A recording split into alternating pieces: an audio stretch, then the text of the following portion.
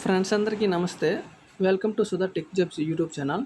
ఈరోజైతే మనం ఈ వీడియోలో జస్ట్ 10వ తరగతి అర్హతతో మనకి పోస్టల్ డిపార్ట్మెంట్ నుండి అంటే పోస్ట్ ఆఫీస్ నుండి మనకొక భారీ నోటిఫికేషన్ అయితే రాబోతుంది. ఆ నోటిఫికేషన్ ఈ ఆగస్ట్ చివరి వీక్‌లో అయితే ఇవ్వడం అయితే జరుగుతుంది. ఈ నోటిఫికేషన్‌కి సంబంధించి మనకి ఎన్ని పోస్టులున్నాయి, అలాగే వయో పరిమితి అంటే ఏజ్ ఎంతుండాలి, సాలరీ ఎంతుంటది, ఏ రకమైన పోస్టులున్నాయి, జాబ్ ప్రొఫైలు, అప్లికేషన్ డేట్ ఎప్పుడు అనేది ఈ టాపిక్స్‌పై మనమైతే డిస్కస్ చేయడం అయితే జరుగుతుంది.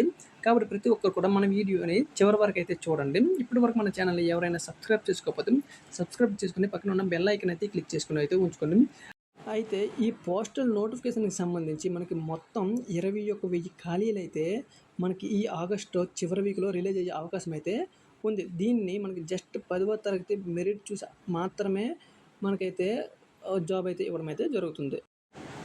భారత ప్రభుత్వం తపాలా శాఖ అంటే ఇండియన్ పోస్ట్ ఆఫీస్‌లో మనకి దేశవ్యాప్తంగా ఖాళీగా ఉన్న గ్రామీణ డాక్ సేవకు GDS, branch post master BPM, assistant branch post master ABPM ఈ 3 రకాల పోస్టులకైతే మనకి నోటిఫికేషన్ అనేది ఈ ఆగస్ట్ చివరి వీక్‌లో అయితే మనకి రాబోతుంది.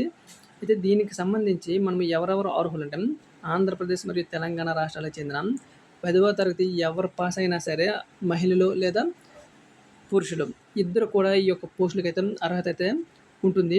అయితే ఈ నియామకం అనేది జస్ట్ 10వ తరగతి మార్క్ లిస్ట్ ఆధారంగా అయితే ఎంపిక చేయడం అయితే జరుగుతుంది. ఇక్కడ ఇండియన్ పోస్ట్ రిక్రూట్మెంట్ గురించి మనము మాట్లాడుకున్నట్లయితే ఇక్కడ పోస్టులు అనేవి మనకి 3 రకాలుగా అయితే ఇవ్వడం అయితే జరిగింది.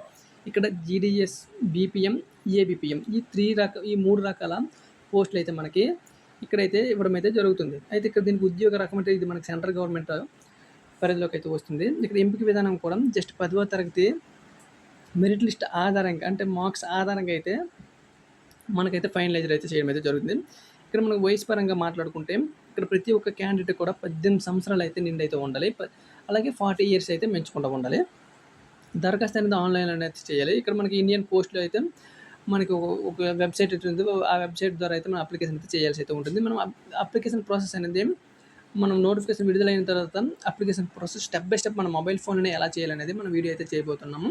కాబట్టి ఇప్పటివరకు మన ఛానల్ ఎవరైనా సబ్స్క్రైబ్ చేసుకోకపోతే సబ్స్క్రైబ్ అయితే చేసుకొని పక్కన ఉన్న బెల్ ఐకాన్ అయితే క్లిక్ చేసి అయితే పెట్టుకోండి. ఇక్కడ ఖాళీల గురించి మనం మాట్లాడుకున్నట్లయితే అయితే ఇక్కడ మనకి ఈ నోటిఫికేషన్ ద్వారా మనకి అప్రాక్సిమేట్లీ 21,000 వచ్చే అవకాశాలు అయితే ఉన్నాయి. మొత్తం ఖాళీలు మనకి 50,000 వరకు అయితే ఉన్నాయి. 50,000 అనేవి ఒక్కసారి అయితే మనకి రిలీజ్ చేసే అవకాశం అయితే ఉండదు. కాబట్టి నేనైతే 21,000 అయితే ఎక్స్పెక్ట్ చేస్తున్నాను. 21,000 అయితే పక్కాగా అయితే రిలీజ్ అయితే చేస్తారు.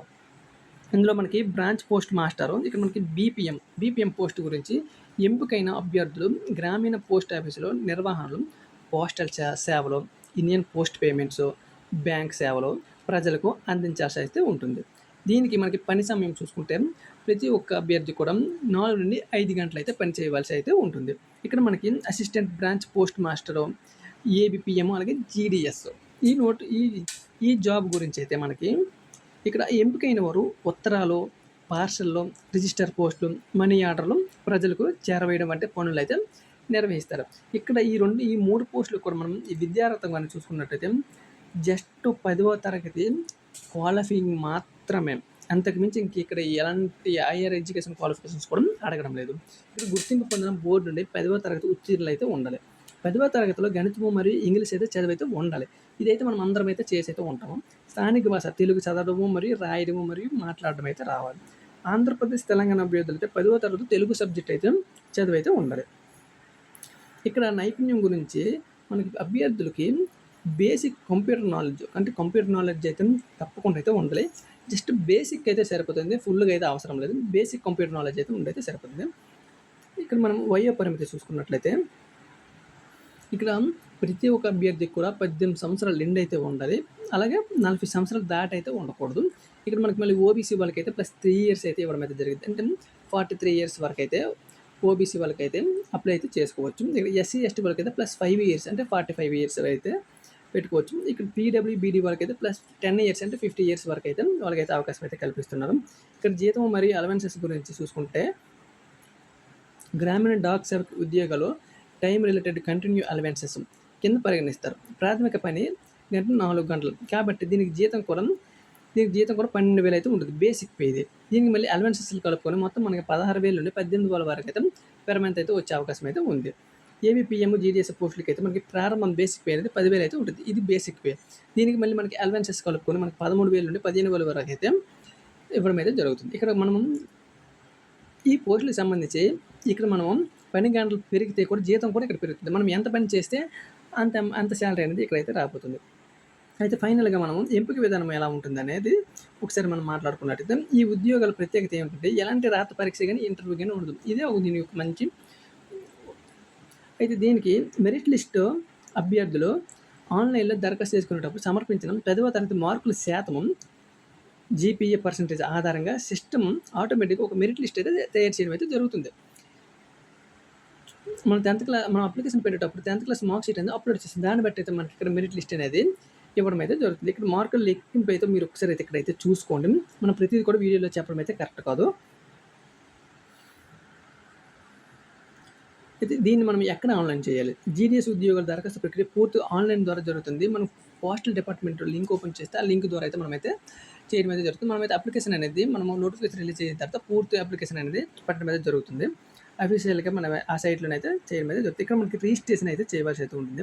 రిజిస్ట్రేషన్ మనకి ఫేజ్ 1 రిజిస్ట్రేషన్ అయితే ఉంటుంది. ఇక్కడ మీ మొబైల్ నెంబర్, ఈమెయిల్ ఐడీ, పేరు మరియు 10th క్లాస్ మెమో అయితే వివరాలు అయితే ఇచ్చి అయితే ఉండాలి. ఓటీపీ వెరిఫికేషన్ ద్వారా రిజిస్ట్రేషన్ అయితే పూర్తి చేసుకోవాలి. మీకు ఒక రిజిస్ట్రేషన్ నెంబర్ అయితే వస్తుంది. రిజిస్ట్రేషన్ నెంబర్ ద్వారా మనకి ఓసీ, ఓబీసీ, ఈడబ్ల్యూఎస్ మగవారికి మాత్రమే ₹100 ఫీజు అయితే ఉంటుంది. అలాగే ఈ ₹100 ఫీజు కూడా ఆన్లైన్ ద్వారా అయితే చెల్లించాలి. ఎస్సీ, ఎస్టీ వాళ్ళకైతే దివ్యాంగులకు మరియు ఆడవాళ్ళకి ఎలాంటి ఫీజు అయితే ఉండదు. ఉచితంగా అప్లై అయితే చేసుకోవచ్చు. ఇక్కడ ఫేజ్ 3 గురించి మాట్లాడింది అప్లికేషన్ ఫిల్లింగ్. రిజిస్ట్రేషన్ నెంబర్తో లాగిన్ అయిన తర్వాత మీ అడ్రస్ మరియు 10th బోర్డు వివరాలు అయితే ఎంటర్ చేయాల్సి అయితే ఉంటుంది. ఇక్కడ ఫోటో సిగ్నేచర్ అప్లోడ్ అయితే చేసుకోవాలి.